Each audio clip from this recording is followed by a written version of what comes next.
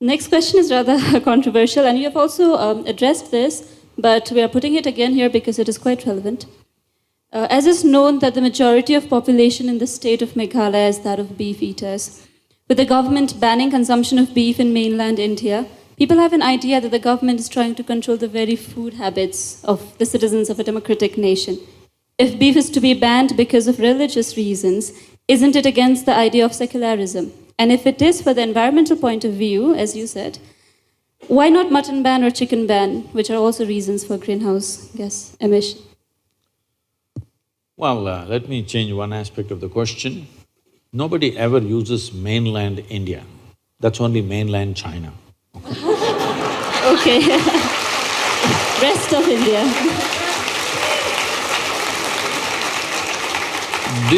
This is also mainland India only.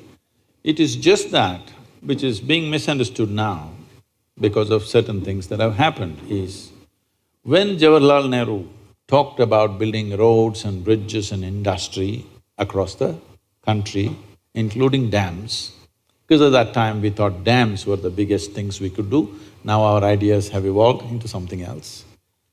When there were plans for Northeast, he was advised that don't touch Northeast. It is pristine nature and tribal cultures. Do not try to modernize and destroy this. It's best it is left like that.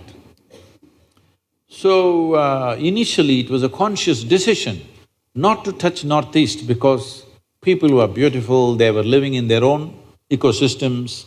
There was no need to bring simply cars and trains and airplanes and make them like the rest of the world. They were doing great by themselves. But later on, development started happening in unplanned ways, little bit. At that time, they should have decided. But because the same party was in power, they respected the decision that Jawaharlal Nehru made.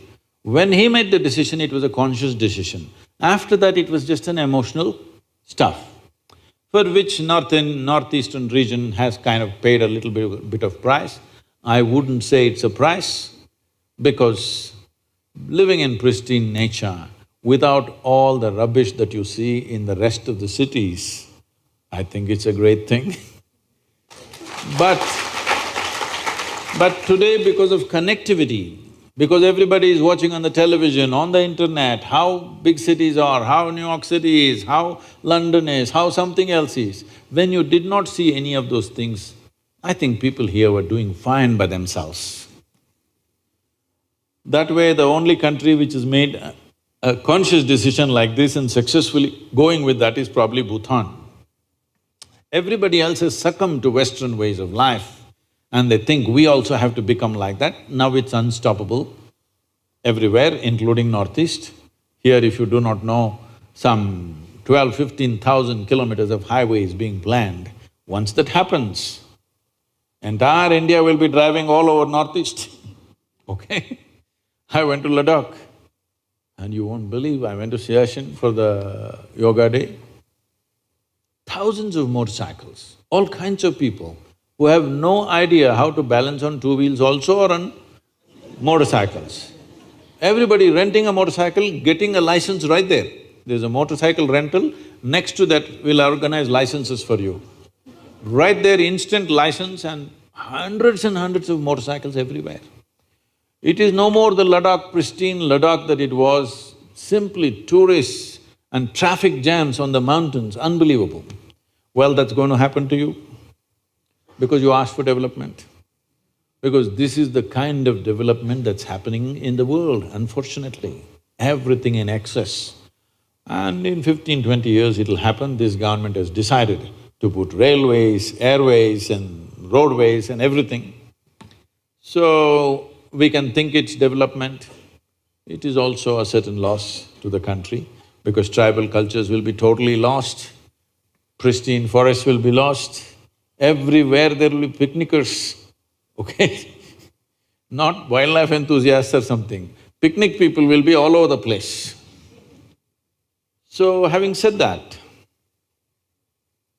now the reason why it is banned in many major states in the thing, and at the same time they've not touched this here is, in those states there is a huge emotion about that. Democracy, you talked about secularism. Democracy is always about considering the concerns of the people. When there is such a big emotion, it's better you take that into thing. And everybody thinks this law came in the last 4 years. No, this law has been there since 1950. So this has been the way we have been running the country. We make a law and we don't have the courage to implement it. Now some hothead on the street, he decides to enforce the law. When mob tries to enforce the law, it will happen in cruel ways. It will happen in ridiculous and in archaic ways of doing things. So this is something we must decide. If we make a law, do we have the courage to implement the law? Do we have the means to implement the law? Otherwise, better there is no such law. So now, in the major states, if you do not implement it, there will be backlashes, there will be violence. So implement it, there is some kind of grouse happening, a small group of people. It's better to manage them rather than create a on-the-street battleground, okay? You don't want that right now because we are poised for economic development. Everything is being done to see social unrest doesn't happen. So here traditionally, see even in India, this is a very gender-biased law. You can only not slaughter a female cow. You can slaughter a bull, you can slaughter a buffalo. Look at this, gender discrimination. You can slaughter me but not you. Only cow protection because in this culture, this is a pastoral culture, where we have an understanding. Now it's different, but in the past, if there is a bad agricultural year, if there is a famine, we used to have serious famines in this country, if there is a famine, if I have 2 cows in my house, my children will live. You don't have cows, your children will die.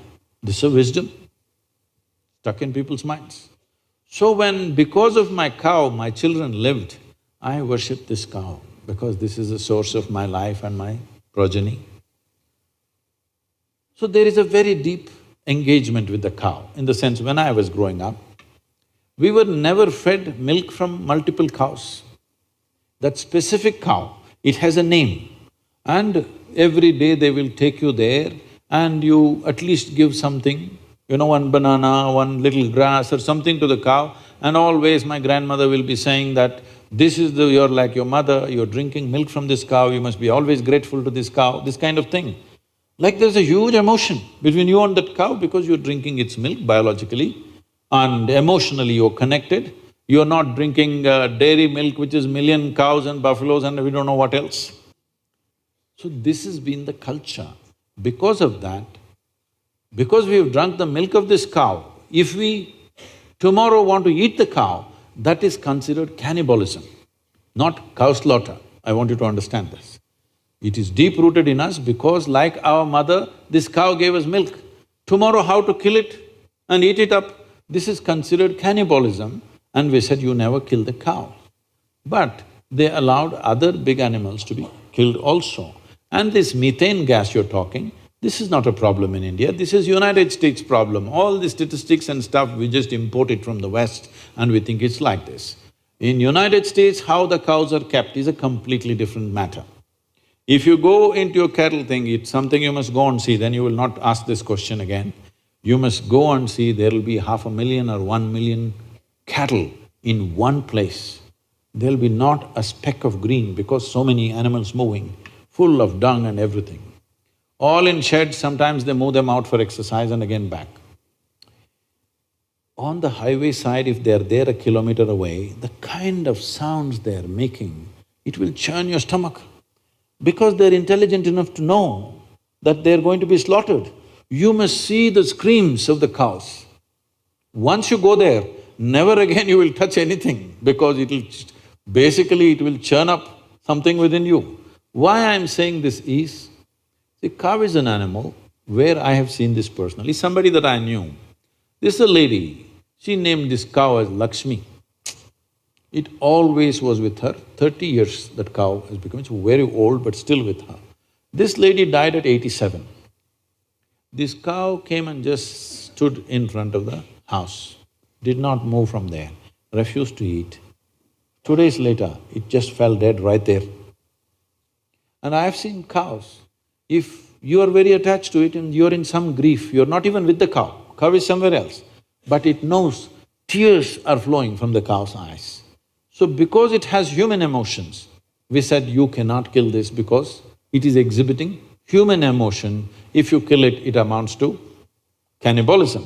When there is such a sensitivity, if you say, in front of my house you will slaughter, obviously there is going to be a problem.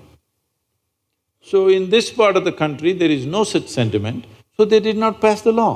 I think it's a very sensible thing to do, isn't it? But every doctor in the world is telling you, red meat is the source of every goddamn disease you have, so you better change.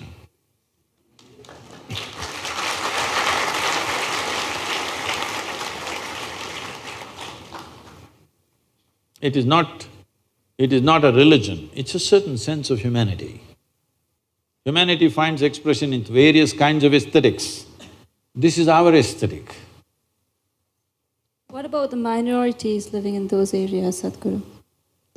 They can eat whatever do else they not. want. But when it is imposed, the ban is imposed, they cannot. Suppose I like to eat you. You denying me my food. I enjoy human flesh.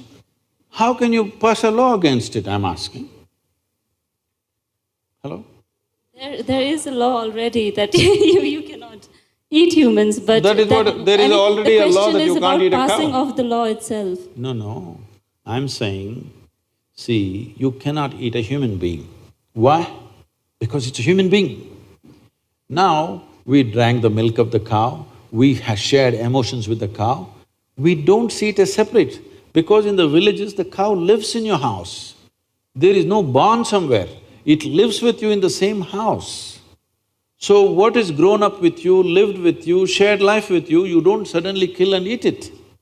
Then you can as well eat your mother, what's the problem? I'm saying, what's the problem? It's good food. So I have taste for human flesh, how can you stop me from eating it? Don't start such an argument, it's not good. Thank you, Sadhguru.